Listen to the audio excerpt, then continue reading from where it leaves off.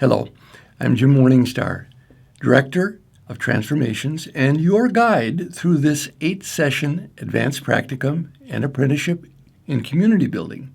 In this class, we will look at models of spirituality and psychology and how they can blend seamlessly to give us a clear roadmap on our journey as community builders. The goal of spiritual psychology is to live with purpose and to join with and inspire others to do the same. What is spiritual psychology? In a true classic sense, the term is redundant. Spiritual psychology is the study of the psyche, the personification of the human soul, and it must be spiritual, that is, concerned with the animating principle of life. Since our Western scientific heritage and traditional psychology has assigned the mind and body to the realm of the measurable, science, and the spirit to the domain of faith, religion, there's been a split in our understanding and approach to these essential aspects of the human phenomenon.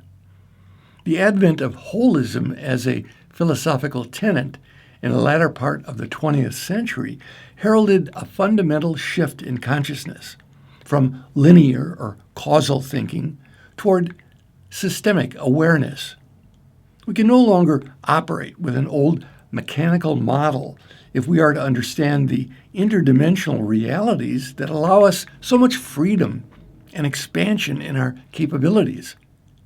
It is critical that we have a psychology that not only admits the existence of the human spirit, but also takes it fully into account in knowing and understanding human behavior.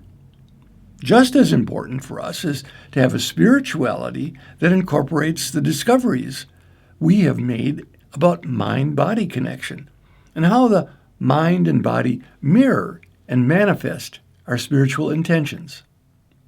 To keep the two realms separate is to keep us split and severely limited in our knowledge and treatment of the whole human being. Spiritual psychology is not just a New Age phenomenon.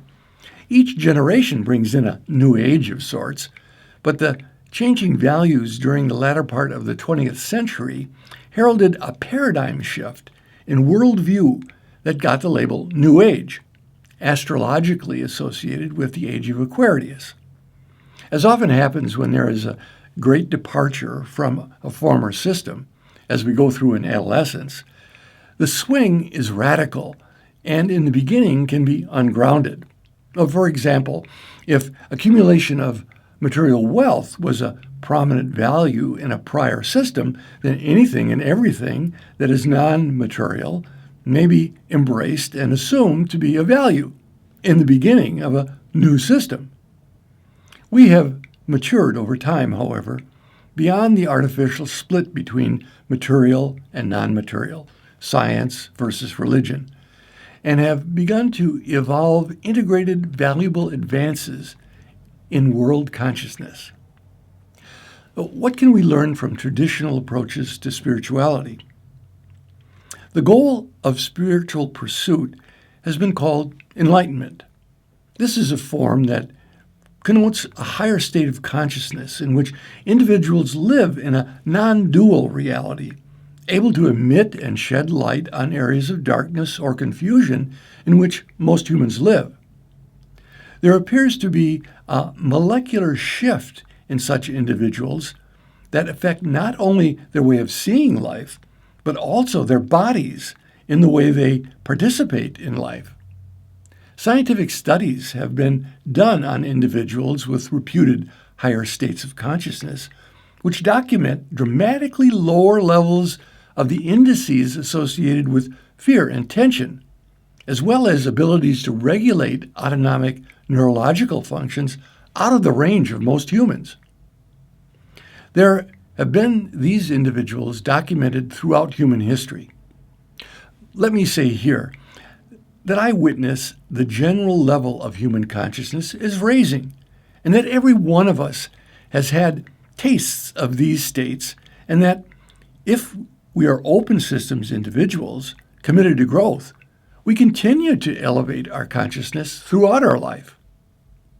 My goal here is to go beyond having occasional, quotes, peak levels of awareness, or as I would say, times when we get a peak at more resourceful living, to a more steady state of higher awareness. As the contemporary philosopher of consciousness, Ken Wilber, states it, going from waking up, that is, experiences of getting high, to growing up, responsibly living with greater integration. Now, how to evolve these higher levels? From traditional spiritual teaching, there are three major paths to enlightenment: jnana, bhakti, and karma, or spiritual study, devotion, and good works. Like most intellectual divisions, in practice they are not so clear-cut. We can grow in and practice on all three paths. I associate them with the three major energy centers in the human body: the third eye, the seat of wisdom; the heart, the center of devotion; and the lower dantian, the gut, as the center of power and fortitude to lead the good life in the face of all obstacles. Now understand, this is just my interpretation of these traditions, as exemplified for me by wise teachers like the Dalai Lama or Saint Germain, heart-centered devotional mystics like Teresa of Avila or Rumi, and those known for their service to the world like Gandhi or Mother Teresa. Indeed, all of us incorporate aspects of all three paths, yet often have a penchant for one to which we're attracted. I, for example, spent much of my early life in study, always in school and always carried a book with me, had a pile of them on my desk, and even founded the School of Spiritual Psychology. My later work took me into heart-centered devotional practices on a daily basis, the teachings of Yeshua around love as who we are, and the practice of holy vision, all while I was immersed in body-centered therapy and work with serving clients most of the days of the week. This all led to my changing the name of my work to the School of Integrative Psychology, which promotes components of all three traditional spiritual paths and a holistic approach to psychology. This, I believe, gives us all the opportunity to explore all of our potentials and to select the techniques and illuminate our shadows, unconscious, and reinforce our gifts and joy in service to the world. Now, my experience has shown me that peak experiences such as breakthroughs in enlightenment exercises or therapeutic breathwork can jumpstart our movement from places of stuckness. But it is the commitment to daily practice that leads to steady states of inner peace and certitude of who we are. I believe it is our role as teachers and community builders to provide our community members with options to explore, discover, and integrate with a modicum of guidance and feedback from ourselves and peers along the way. This is different from the former paradigm of education in which, quotes, facts are given to be memorized and repeated, especially in religious education that purports to impart universal truths through dogma. Now, at this point in our community building work, we are deepening our inner certitude of who we are as community builders, as we are extending our communities of spirit in family, social, work, as well as teaching. Here is where everything we learn in our community with one another deepens our inner wisdom and ability to have this reflected in our presence in the world. Any way we grow individually and as a collective influences the vibratory constellation of the planet. Our power in the universe is to bring collective consciousness back into alignment with truth, simplicity, and love, one conscious breath and thought at a time.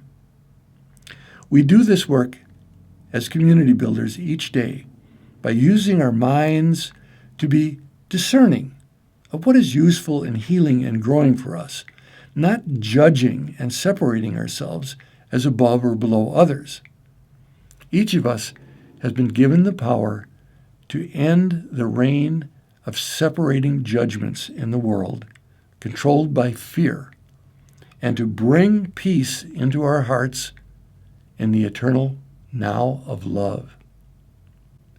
Holding you in my heart as fellow travelers on the road home, I send and receive blessings for our circle and all sentient beings. Till next class, blessings in light and love.